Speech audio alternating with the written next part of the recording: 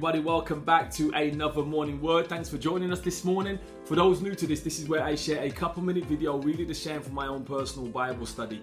Why I just wanted to see your life go from here to here. Because listen, God left us with this promise. He says, I come to give you life and life more abundantly. Well, great God, well, how do we do that? He said, well, I'm also going to give you the secret to that as well. He says, as a man thinketh in his heart, so is he. And if we can think like God, there is nothing that we can't achieve, because there is nothing that is impossible for God, which means that he can go through the lowest of valleys and to the highest of mountaintops. That is possible.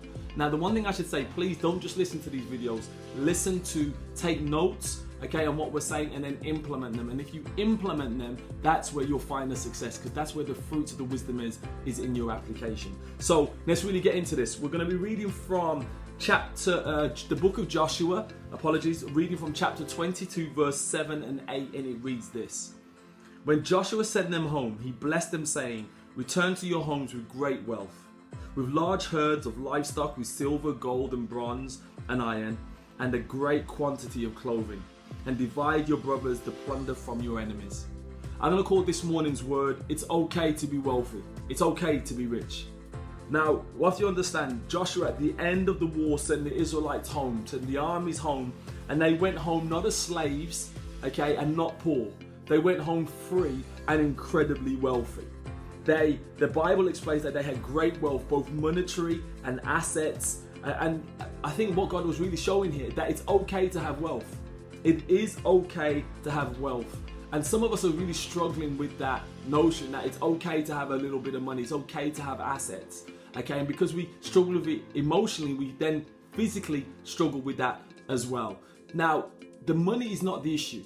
Money's never an issue. Understand, money doesn't have a personality. Money doesn't decide good or bad. It's the person who's holding it. So the real question is not about the money, it's about the character.